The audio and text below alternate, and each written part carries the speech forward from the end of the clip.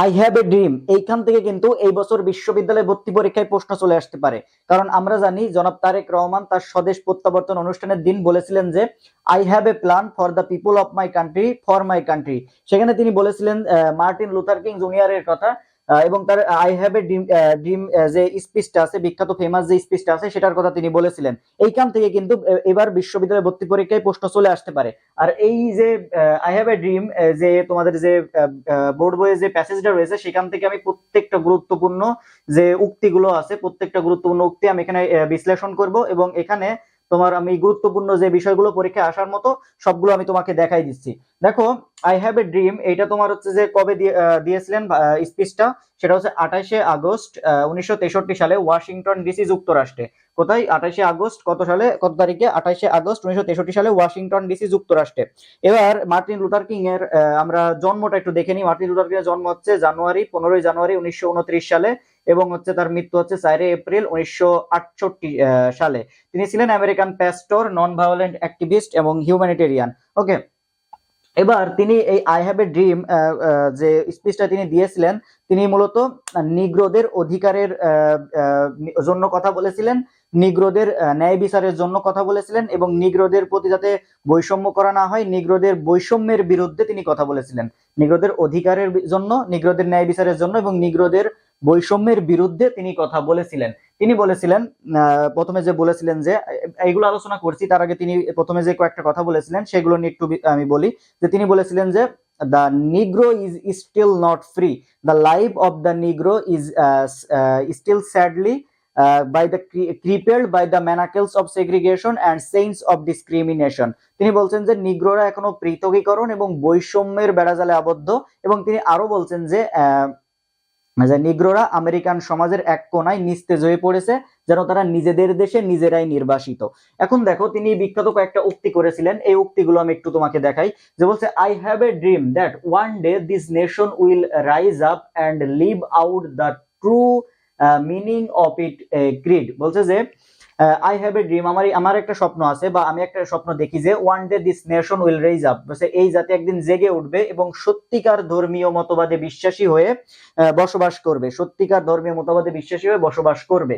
এরপর বলছে, I have a dream that one day on the red hill of Georgia the sons of former slave and the sons of former slave owner will be able to sit down together at the table of brotherhood।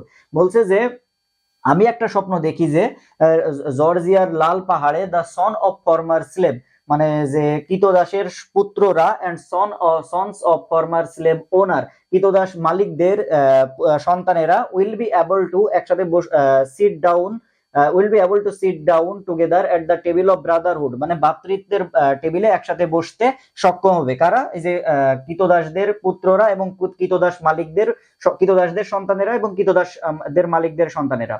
I have a dream that one day even the state of Mississippi, a state of sweltering with the heat of injustice, sweltering with heat of oppression, will be the transformed into an oasis of freedom and justice। তিনি বলছেন যে আমি স্বপ্ন দেখি যে Mississippi প্রদেশ, যেখানে কি অবিচার এবং অপারেশন, মানে অত্যাচারের তীব্র তাপদাহে জর্জরিত, মিসিসিপি প্রদেশ যেটা অবিচার এবং অত্যাচারের তীব্র তাপদাহে জর্জরিত, সেখানেও একদিন তোমার কি হবে?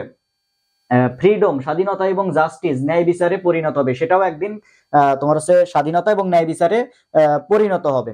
এরপরে তিনি বলছেন, I have a dream that my 4 little children will one day live in a nation. I have a dream that my 4 little children one day live in a nation. আমার ছোট ছোট 4 সন্তান একদিন এমন একটা দেশে বসবাস করবে, where they will not be judged by the color of their skin, যেখানে তাদের গায়ের রং দিকে তাদের বিচার করা হবে না, যেখানে তাদের গায়ের রং দিকে বিচার করা হবে না, but by the content of their character, তাদের চারিত্রিক বৈশিষ্ট্য দেখে বিচার করা হবে। এবার বলছে, I have a dream that one day down in Alabama with its vicious racist, with its governor having his lips dripping with the word of the interposition and nullification, that one day right down in Alabama little black boys and black girls will be able to join hand with the little white boys and white girls as sister and brothers, বলছে Alabama প্রদেশ, যেখানকার গভর্নরের মুখে এখন শুধু বাতিলকরণ আর প্রতিবন্ধকতার কথাই জ্বরছে, সেখানে একদিন এমন একটা অবস্থা তৈরি হবে যেখানে লিটল ব্ল্যাক বয়েজ, মানে কৃষ্ণাঙ্গ অ্যান্ড ব্ল্যাক গার্লস, ছেলেমেয়েরা কৃষ্ণাঙ্গ ছেলেমেয়েরা শ্বেতাঙ্গ ছেলেমেয়েদের হাতে হাত রেখে ভাই বোনের মতো হাঁটতে পারবে। এবার বলছে যে I have a dream that one day every valley shall be exalted, প্রত্যেকটা উপত্যকা কি করা হবে? এক্সল্টেড, সুউচ্চ করা হবে। Every hill and mountain shall be, তোমার হচ্ছে যে every hill and mountain shall be made low, প্রত্যেকটা তোমার পাহাড় এবং পর্বত কি নিচু করা হবে। The rough place will be made plain, বলছে যে রাফ প্লেস মানে কি তোমার হচ্ছে যে বন্ধুর যে পথগুলো বা বন্ধুর যে রাস্তাগুলো সেগুলো কি করা হবে? মেড প্লেন, সমতল করা হবে। রাফ প্লেস মেড প্লেন, সেগুলো কি করা হবে? সমতল করা হবে। এবং তোমার the crooked place will be made straight, বলছে যে বাঁকা আঁকা বাঁকা যে পথগুলো সেগুলো কি করা হবে? সোজা করা হবে।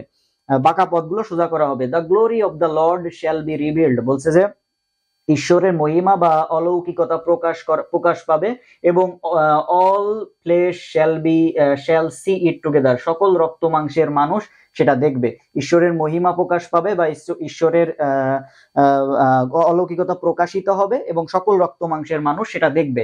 তো মার্টিন লুথার কিং এর বিখ্যাত এই যে আমি কয়েকটা উক্তি এখানে আলোচনা করলাম, যেগুলো খুবই গুরুত্বপূর্ণ, তোমরা একটু এখান থেকে দেখে নিবে। আসলে প্যাসেজটা এখান থেকে প্রশ্ন আসতে পারে তোমার, শুধুমাত্র মার্টিন লুথার কিং এর উক্তি না, এখন উক্তিগুলো ইম্পর্টেন্ট হয়ে গেছে। যেমন তোমার নেলসন ম্যান্ডেলার উক্তি আসতে পারে, যেমন don't call me I will call you, কে বলেছেন? Nelson Mandela. এ ধরনের উক্তিগুলো আসতে পারে। তোমার সক্রেটিসের উক্তি আসতে পারে, নো দাই সেলফ, এখানে উক্তি আসতে পারে। জিকের মধ্যে কিছু উক্তি আসতে পারে, যুদ্ধই জীবন, যুদ্ধই সার্বজনীন, এলাম দেখলাম জয় করলাম, এ ধরনের কিছু উক্তি তোমার আসতে পারে। এগুলো একটু দেখে নেওয়ার চেষ্টা করবা। তো আমি বিস্তারিত এখানে আলোচনা করলাম সংক্ষেপে, তো তুমি প্যাসেজটা একটু দেখে নেওয়ার চেষ্টা করবা।